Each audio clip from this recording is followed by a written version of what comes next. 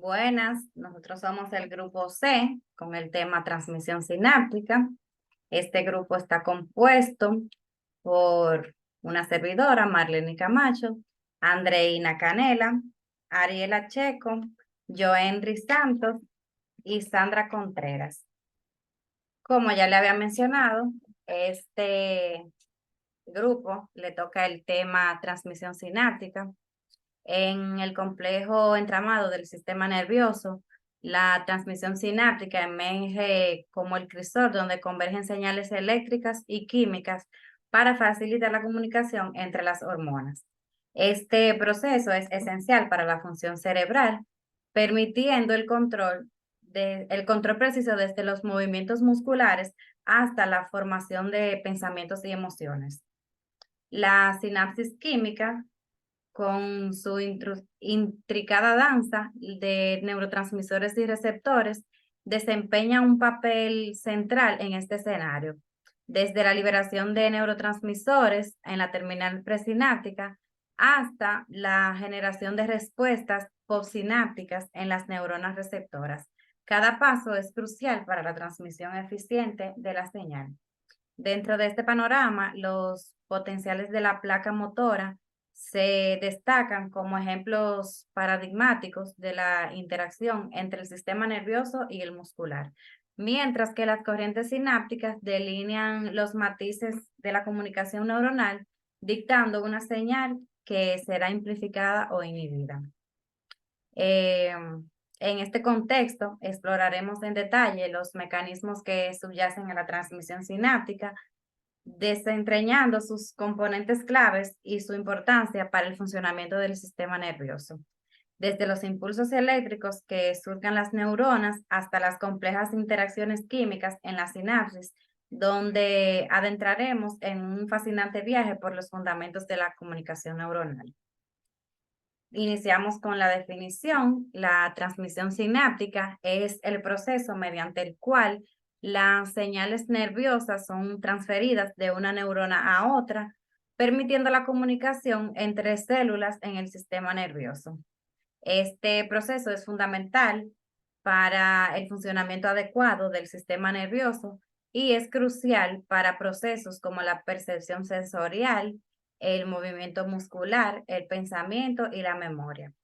También tenemos la sinapsis química, son el tipo más común de conexión sináptica entre el sistema nervioso. Esta implican la liberación de neurotransmisores desde la terminal axónica de la neurona presináptica hacia la neurona postsináptica. El proceso de transmisión sináptica química se puede dividir en varias etapas. La primera es la formación la formación de potencial de acción cuando un impulso nervioso alcanza la terminal axónica de la neurona presináptica, provoca la entrada de iones de calcio a través de los canales de calcio dependientes de voltaje.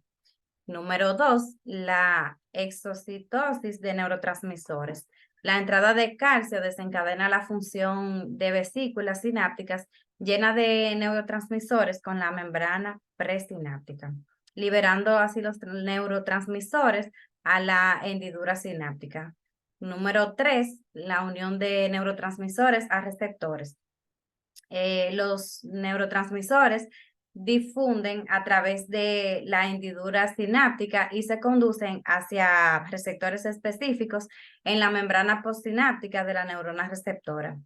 Número 4, tenemos la generación de respuesta postsináptica.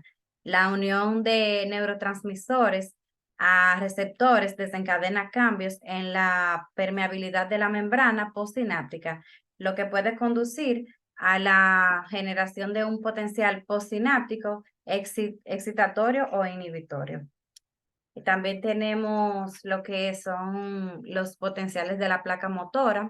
Es una sinapsis especializada que conecta las neuronas motoras con las células musculares, permitiendo así la transmisión de señales desde el sistema nervioso hasta los músculos esqueléticos. El proceso de transmisión de la placa motora implica los siguientes pasos. Primero, liberación de acetilcolina. Cuando un potencial de acción alcanza la terminal axónica de la neurona motora, desencadena entonces la liberación del neurotransmisor acetilcolina en la hendidura sináptica de la placa motora. Segundo, la unión de acetilcolina a receptores de nicotina. La liberada se une a receptores de nicotina en la membrana postsináptica de la célula muscular, lo que permite que la apertura de canales de sodio en la membrana postsináptica. El tercer paso y último es la generación de potencias de placa motora. La entrada de sodio a través de los canales activos por la acetilcolina genera un potencial de la placa motora localizando en la membrana postsináptica la célula muscular. También otro punto que tenemos se llama corriente sináptica. Son corrientes eléctricas generadas por la entrada de iones a través de canales generados por la entrada de activados por los neurotransmisores de la membrana postsináptica. Esta corriente puede ser de dos tipos principales. La primera es la corriente postsináptica excitatoria, que son corrientes que generan un potencial de membrana postsináptico excitatorio, generalmente causado por la entrada de iones de sodio o calcio a través de canales iónicos activados por los neurotransmisores como el glutamato. El número 2 y último es la corriente postsináptica inhibitoria. Estas corrientes son las que generan un potencial de membrana postsináptico inhibitorio, generalmente causado por la entrada de iones de cloro o potasio a través de los canales iónicos activos por neurotransmisores como el ácido gamma amibutírico o la glicerina. Estas corrientes sinápticas contribuyen a la integración de señales neuronales a la célula postsináptica y son señales neuronales eficientes de información en el sistema nervioso. Los dejo con mi compañera Andreina.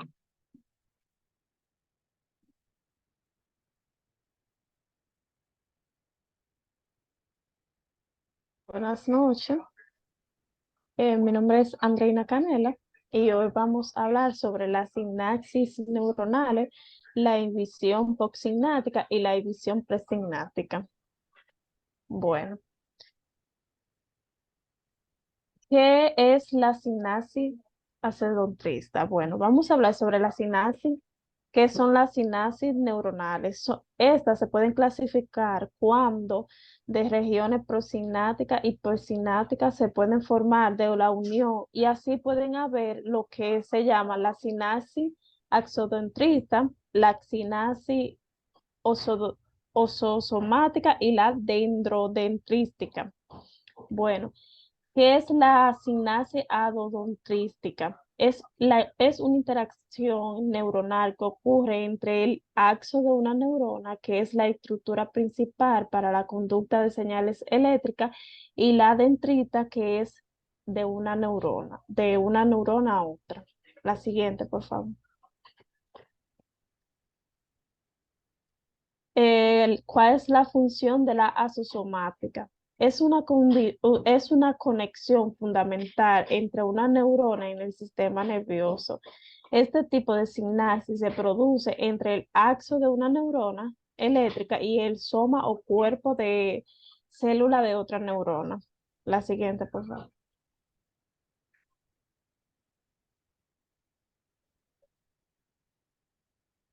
¿Cuál es la función de la sinapsis dendrodentrita?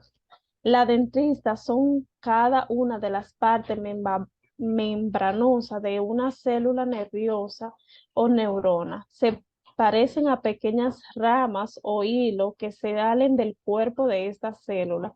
Su función es la parte de la célula nerviosa, es la transmisión de información. se ha registrado en el medio intracelular en neuronas cambios de potencia analógico o a las potenciales de la placa. Esta se denomina potencia o postsináptica excitatoria al potencial sináptico que se despolariza de la membrana de la célula postsináptica. Y la sinapsis es el proceso mediante el cual las neuronas se comunican entre sí para transmitir una información. La sinapsis es esencial para el funcionamiento de nuestro cuerpo, así que podemos sentir, pensar y actuar. La sinapsis nos permite que las señales eléctricas se transmitan de una neurona a otra para poder llevar a cabo nuestros funciones. Hay que recordar que al contrario de lo que ocurre en el caso de la unión neuromuscular, cada neurona es más bien una región de neuronas que pueden recibir cientos de terminaciones sinápticas. La excitación ocurre cuando la neurona o los neurotransmisores se despolarizan la membrana, es decir, que abres canales cuya potencia de revisión es positivo, ya sea, ya se ha comentado para el coso de una unión neuromuscular. La siguiente, por favor. Buenas noches, mi nombre es Ariela. La emisión postsináptica. La emisión sináptica es el proceso mediante el cual la neurona presináptica y postsináptica reciben menor cantidad de estímulos neurotransmisores. Este proceso se produce de forma indirecta a las neuronas presinápticas y postsinápticas, producto de la inhibición de un neurotransmisor inhibitorio. La eficiencia de las señales excitatorias pueden reducir e incluso anular la consecuencia de señales inhibitorias, es decir, potencialmente postsináptico o inhibitorio, causado por la acción neuronal que hiperpolarizan o estabilizan la membrana postsináptica. Básicamente, una neurona postsináptica suma o integra todas las señales inhibitorias y excitatorias que reciben y deciden si disparar o no un potencial de acción. La integración de potenciales postsinápticas que ocurre en diferentes lugares, pero casi al mismo tiempo, se conoce como la suma especial. La presencia en alguna sinapsis de estos dos tipos de neurotransmisores ha producido establecer comparaciones, funciones directas entre los dos mecanismos. Los impulsos excitatorios e inhibitorios son a menudo parecidos, siendo su efecto opuesto dependiendo del sitio de acción o de veces que puede hasta involucrar el mismo neurotransmisor. La siguiente, por favor. La inhibición presináptica es el efecto producido por un botón terminal de una sinapsis axoaxinómica que disminuye la cantidad de neurotransmisores liberados por otro botón terminal. La magnitud del potencial de acción que llega a un terminal presináptico determina la cantidad de neurotransmisores que se liberan y por ende la magnitud de respuesta postsináptica. La magnitud de potencial de acción que llega al terminal puede variar de acuerdo con el nivel potencial de reposo de la membrana terminal. Así, si esta se encuentra algo despolarizada, aunque sea de un poco milivoltios, la amplitud de potencial de acción disminuye porque surge un valor negativo potencial de una membrana, también debido a su mecanismo. La inhibición de una conductora de sodio, al cual depende de la potencia membranosa, hay prueba de que un mecanismo de este tipo ocurre debido a la cantidad de una segunda neurona que hace la signasia a un nivel terminal y cuya actividad causa una pequeña despolarización de la membrana terminal. En la sinapsis química, el neurotransmisor es liberado a partir de una terminación sináptica vía exotisor o a medida de las vesículas conteniendo el neurotransmisor se funciona con la membrana plasmática y libera el contenido a las brechas presinápticas. Bueno, eso es todo de mi parte. La compañera que continúa.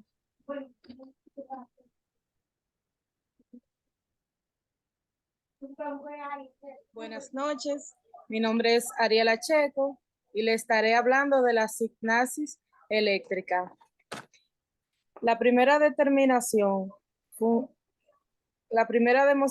función de una signasis fue hecha en el 1959 por Furt, Pan y Potter, quienes empleando microelectrodos encontraron que podían haber un paso directo de corriente eléctrica entre axones del cordón nervioso abdominal del langostino. Una diferencia estructural importante entre la signasis eléctrica y la química es la presencia de vesículas signáticas en los terminales presignáticos de esta última. Papel de calcio. Desde los trabajos pioneros de Castillo y Tasch, se sabía que las personas de calcio en el medio extracelular eran de importancia para la liberación espontánea de acetilcolina en la unión neuromuscular. Ya en el 1967, Katz y Miledi habían postulado la idea de que el ser despolarizado,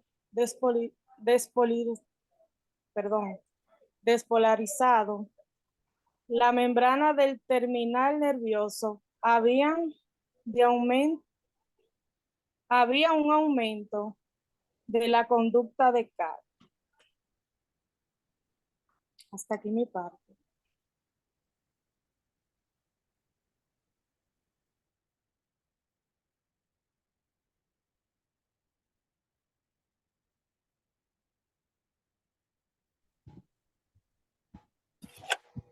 Bien, mi parte es la modulación de la respuesta sináptica. Además de los mecanismos excitatorios e inhibitatorios considerados anteriormente, la eficiencia de la señalización en las sinapsis neuronales también pueden verse afectadas por factores que modulan la respuesta al transmisor a nivel de postsinápticos, incluso aumentando el número de receptores. Pasa la página, por favor. Dame ver. Facilitación. Cuando una neurona presignática es estimulada repetitivamente a baja frecuencia, se observa un aumento progresivo de las respuestas postsignáticas debido a un aumento de la cantidad de neurotransmisores. Debido a un aumento de la cantidad de neurotransmisores liberados. Depresión. La estimulación de una neurona presignática a alta frecuencia durante un periodo prolongado causa una reducción progresiva de la amplitud de la respuesta postsignática, posiblemente debido al vaciamiento de las reservas de vaciamiento de las respuestas de las reservas de transmisores en el término presignático. Sigue pasando, More, la... Ok. Vamos con la potenciación postetánica. Otro fenómeno parecido a la facilitación, pero cuya duración es más prolongada, ya que decae en cuestión de minutos, ocurre después de un periodo corto de estimulación a alta frecuencia o después de un periodo prolongado de estimulación repetitiva. Potenciación a largo plazo.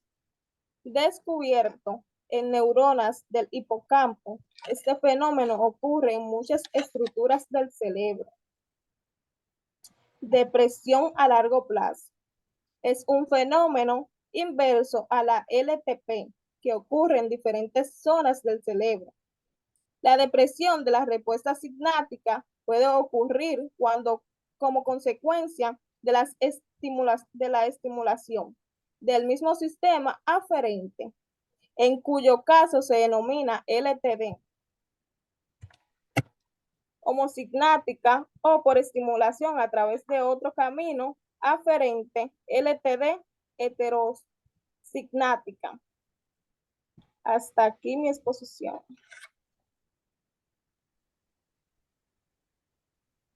Buenas noches, yo soy Sandra Contreras y a lo largo de todo este tema hemos estado escuchando algunos términos como son neurotransmisores, receptores o excitosis, pero hoy yo le voy a estar hablando de qué son, cuáles son y cuáles son sus funciones. Los neurotransmisores son sustancias usadas por las neuronas para comunicarse con otras neuronas y con los tejidos sobre los que actuarán en el proceso de la transmisión sináptica. Estos se clasifican en inhibitorios, excitatorios, neurohormonas y neuromoduladores. Siguiente. Los neurotransmisores excitatorios son los que activan receptores en la membrana postsináptica y aumentan los efectos del potencial de acción. Dentro de estos se encuentran el glutamato, la acetilcolina, la histamina, la dopamina, la norepinefrina o noradrenalina y la epinefrina o adrenalina. Siguiente. Los neurotransmisores inhibitorios son los que actúan evitando el potencial de acción. Dentro de esto tenemos el ácido gamma aminobutírico o GABA, la dopamina y la serotonina. Siguiente. Los neuromoduladores pueden modificar los efectos de los neurotransmisores. Aquí encontramos la dopamina, la serotonina, la acetilcolina, la norepinefrina y la histamina. Siguiente.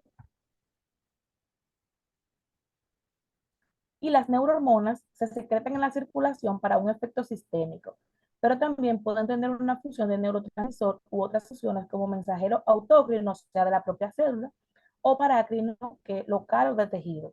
Aquí encontramos los factores liberadores hipotalámicos, la oxitocina y la vasopresina, o conocida también como la hormona antidiurética. Siguiente. Los receptores. Existen dos tipos principales de neuroreceptores, los cuales pueden clasificarse según su funcionamiento. Estos son los receptores ionotrópicos y los metabotrópicos. Los receptores ionotrópicos son aquellos receptores a través de los cuales pueden pasar los iones. Son considerados como un grupo de canales transmembrana que se abren o se cierran en respuesta a la unión de un mensajero químico, es decir, a un neurotransmisor, el cual se le llama ligando. A los receptores metabotrópicos en contraposición a los ionotrópicos que realizan la transmisión de manera directa, estos no tienen canales, por lo que usan un segundo mensajero que se encuentra dentro de la célula, es decir, realizan una neurotransmisión química indirecta. Además de la clasificación de los neurotransmisores, según la manera en que se realiza la transmisión de la información, estos también pueden clasificarse en función del neurotransmisor a que van a acoplarse. Siguiente. Algunas de las principales clases de receptores son el adrenérgico, que son activados por las catecolaminas adrenalina y noradrenalina. Los dopaminérgicos ejercen un importante papel en el control de las emociones al estar vinculados a la dopamina. El GABAérgico asociado al neurotransmisor GABA, es esencial en la acción de algunos fármacos como las benzodiazepinas, algunos epilépticos y barbitúricos. Los glutamatérgicos se pueden dividir en receptores ionotrópicos de N-metildasparato y receptores no NMDA. El colinérgico son los receptores de la acetilcolina y se subdividen en nicotinídicos y muscarínicos. Los opioides se unen a los neurotransmisores opioides tanto endógenos como exógenos y su activación puede ocasionar desde sensación de euforia hasta sedación o efectos analgésicos. Los serotoninérgicos son receptores de serotonina y existen al menos 15 subtipos dentro de esta clasificación. Siguiente.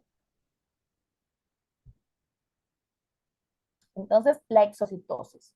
¿Qué es la exocitosis? Es el proceso mediante el cual las vesículas intracelulares pueden fusionarse con la membrana plasmática para incorporar de forma temporal o permanente material de la membrana vesicular a la membrana celular y secretar su contenido al espacio extracelular. Existen dos tipos de exocitosis. Siguiente. La primera es la exocitosis constitutiva, opera de manera continua en toda célula eucariótica y su función es la incorporación de material lipídico o proteico a la membrana plasmática y la extrusión de material al medio extracelular.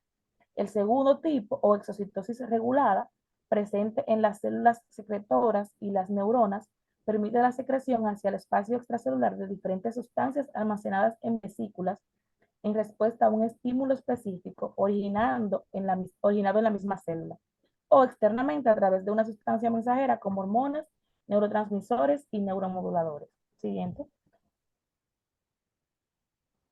Esto ha sido todo por mi parte.